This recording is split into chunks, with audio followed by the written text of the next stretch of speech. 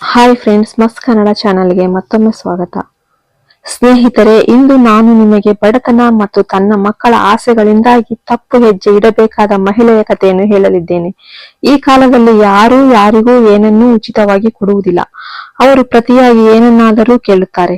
ಒಬ್ಬ ಅಸಹಾಯಕ ಮಹಿಳೆ ತನ್ನ ಮಕ್ಕಳಿಗೆ ಹಬ್ಬದ ಬಟ್ಟೆಗಳನ್ನು ಖರೀದಿಸಲು ಅಂಗಡಿಗೆ ಹೋದಳು ಮತ್ತು ಅಂಗಡಿಯ ಮಾಲೀಕರಿಂದ ಕೆಲವು ಬಟ್ಟೆಗಳನ್ನು ಎರವಲು ಪಡೆಯಲು ಕೇಳಿದಳು. ಆ ಬಟ್ಟೆಗಳಿಗೆ ಪ್ರತಿಯಾಗಿ ಅಂಗಡಿ ಮಾಲೀಕರು ಏನು ಹೇಳಿದರು?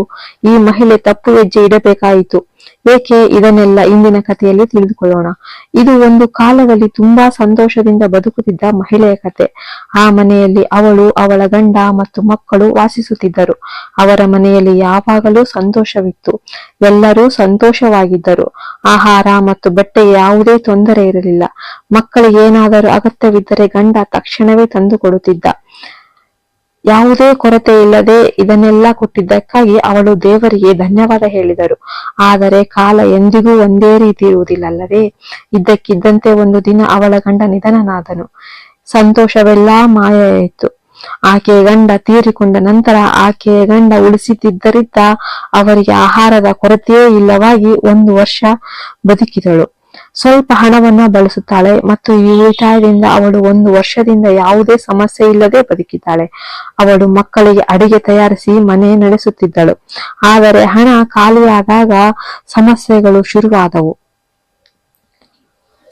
ಅವಳು ಸಾಂದರ್ಭಿಕವಾಗಿ ತನ್ನ ಹೆತ್ತವರ ಬಳಿಗೆ ಹೋಗಿ ಏನನ್ನಾದರೂ ಕೇಳುತ್ತಿದ್ದಳು.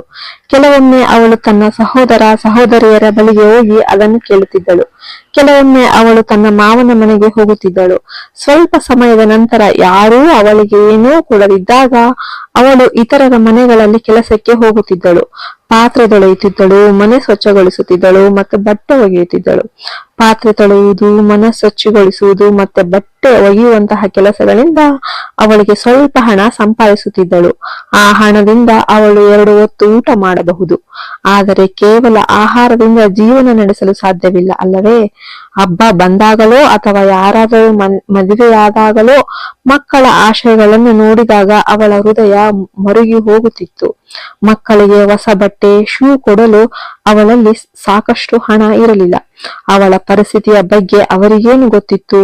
ಅಮ್ಮ, ಪಕ್ಕದ ಮನೆಯ ಮಕ್ಕಳು ಹಬ್ಬಕ್ಕೆ ಬಟ್ಟೆ ಮತ್ತು ಬೂಟುಗಳನ್ನು ಖರೀದಿಸುತ್ತಿದ್ದರು. ನಾವು ಸ್ವಲ್ಪ ಖರೀದಿಸೋಣ. ಕಳೆದ ಬಾರಿಯೂ ನಮಗೆ ಹೊಸ ಬಟ್ಟೆಗಳನ್ನು ಖರೀದಿಸಿದಿಲ್ಲ. ಈ ಬಾರಿ ಅವುಗಳನ್ನು ಖಂಡಿತ ಖರೀದಿಸಲೇಬೇಕೆಂದು ಅವರು ಒತ್ತಾಯಿಸಿದರು. ಆದರೆ ಅವರ ತಾಯಿ ಆ ಮುಗ್ಧ ಮಕ್ಕಳಿಗಾಗಿ ಪ್ರತಿದಿನ ತನ್ನ ಅಸಹಾಯಕತೆ ಮತ್ತು ಅಸಹಾಯದಿಂದ ಹೋರಾಡುತ್ತಿದ್ದಾಳೆಂದು ಅವರಿಗೆ